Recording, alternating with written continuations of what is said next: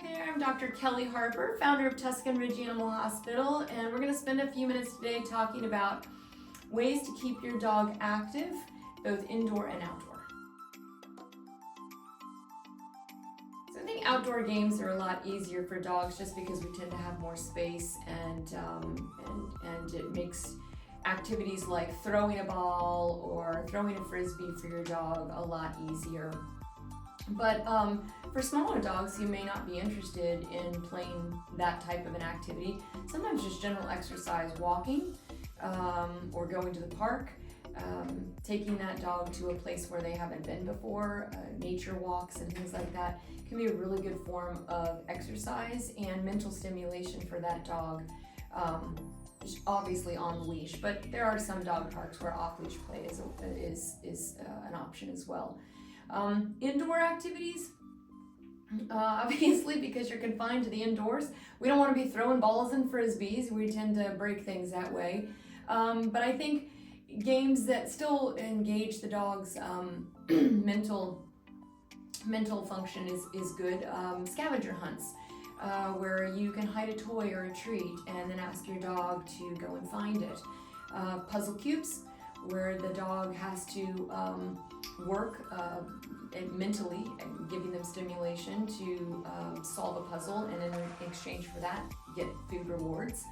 And then you can still do some low impact activity inside the house.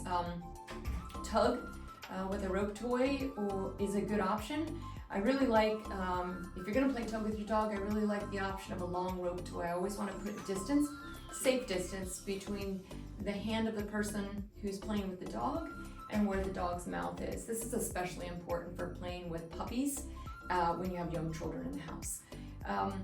So those would be some ideas for both indoor and outdoor activities with your dog. Well, I think for starters, if you have a young dog who is certainly not at the age to be trustworthy in the home without your supervision, either because they're not fully potty trained or just because they're very youthful still, I would highly recommend confining that dog to a crate. And I say a crate even over, say, a small bathroom or a laundry room, because I've seen many times in my career where owners have come in and explained that they tried to confine their dog to a small space like a bathroom or a laundry room, and the dog ate the frame off the door or chewed a hole through the door or things like that. So I personally, for my own pets and my own home, as well as what I recommend professionally, if your dog is untrustworthy for any reason, the dog should be maintained in a crate anytime the owner cannot be with them. It's the safest place for the dog and for the owner's home. If they are trustworthy in the home, then I think leaving them some activities to do, again, like a puzzle cube or a puzzle board would probably be the best thing to do, and some sort of toy to chew on that is safe, as long as that dog has been able to demonstrate that they can safely handle a toy and they're not going to completely destroy it, gut the stuffed animal, eat the squeaker toy out of the center, things like that. Again, I've seen that so many times in my career. So you really have to know your dog to be able to choose which activities they can be safely left to entertain themselves with in your absence.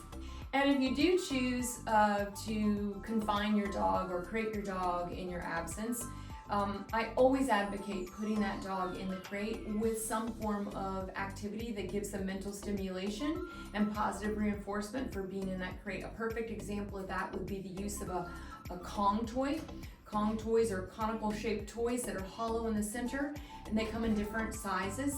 So you can pick a size that's appropriate for your tiny little dog or all the way up to your giant breed dog. And I love the fact that it's hollow, because you can stuff that toy or that Kong toy rather with peanut butter or cream cheese. You can even blend in a few dog biscuits and so forth.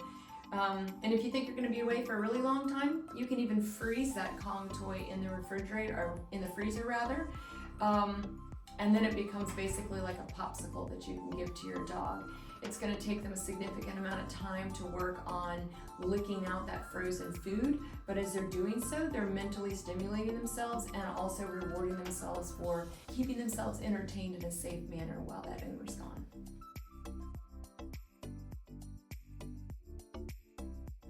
Well, there could be a lot of reasons that your older dog is becoming inactive.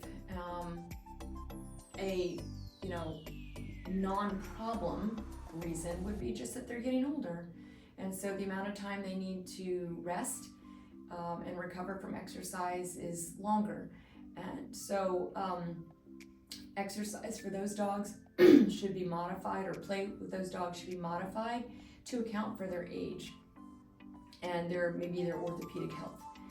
But declining interest in play in general can also be a big flag that there is a medical problem.